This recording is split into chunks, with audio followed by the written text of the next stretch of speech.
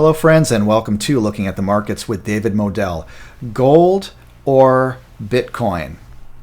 Precious metals or cryptocurrencies? Which one should you choose? Well, my answer to that is it's not an either-or type of situation. Why can't you have both? Now, I recommend always sizing your positions, sizing your allocations based on a number of factors, but one of the factors should be volatility. How volatile is it? How risky is it?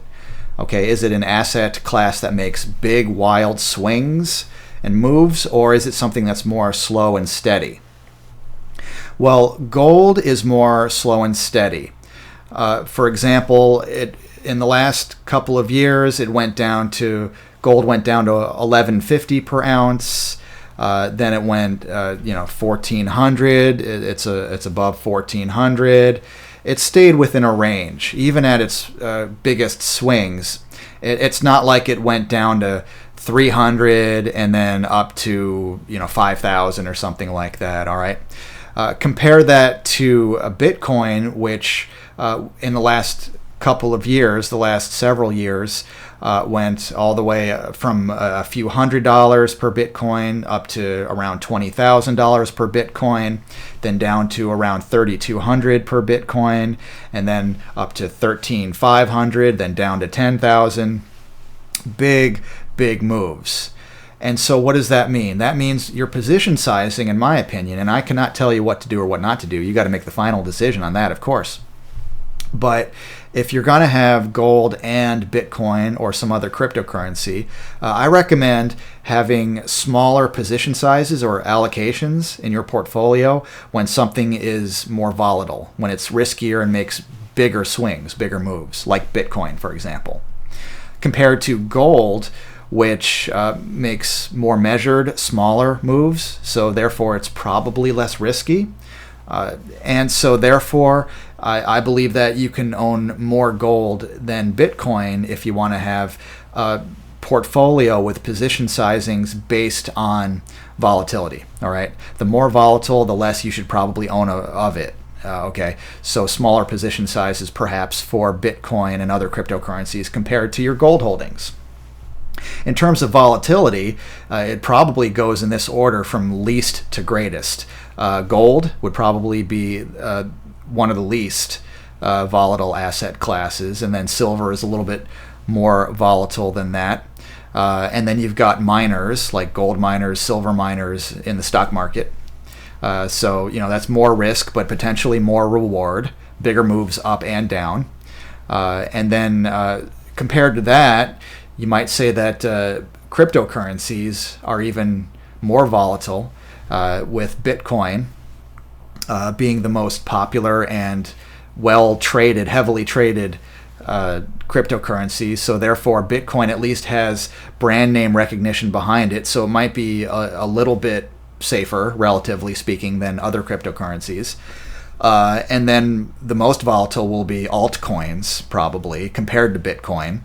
That doesn't mean that on any given day, on any given particular day, Bitcoin could move more than some altcoins. But overall, Bitcoin seems to have a greater adoption rate. It's been around the longest among cryptocurrencies. It's the most heavily traded. It's got the brand name recognition. It's the most well-known. So you might get a little bit less volatility overall with Bitcoin compared to other cryptocurrencies.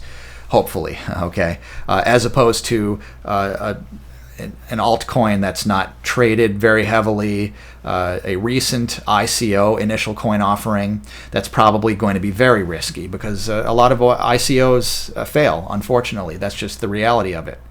So you can have both. They're both anti-fiat money or alternatives to fiat currency like the US dollar and other fiat currencies.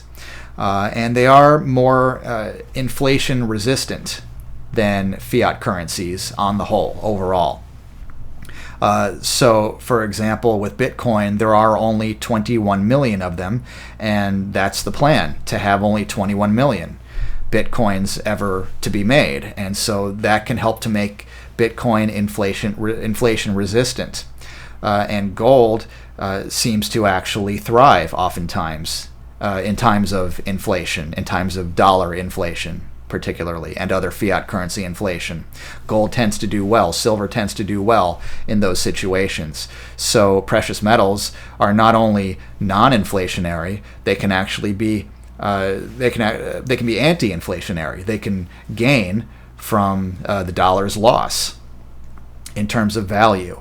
So which is better, which is worse, gold or Bitcoin, precious metals or cryptocurrencies? Hey, why not have both and just understand, or have, you don't have to have both, it's up to you, but you can have both as long as you understand the correct position sizing for both. I don't recommend loading up on a lot of Bitcoin, perhaps a small amount of Bitcoin, and then a somewhat larger position in gold could certainly make more sense, in my opinion, because of the relative or comparative volatility, historical volatilities on both of those asset classes. All right.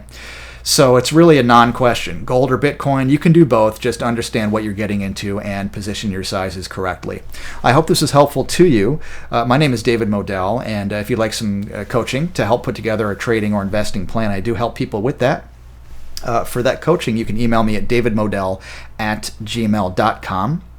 And if you like this video, if you want to do me a huge favor and give me a thumbs up right now on the video, that encourages me to put out more ideas and videos like this one. And if you haven't subscribed to my YouTube channel, come on, what are you waiting for? Go ahead and subscribe right now and hit that notification bell on YouTube so you can receive updates whenever I put out new videos like this one. Hey, thanks a lot. I really appreciate it. I'll talk to you again soon.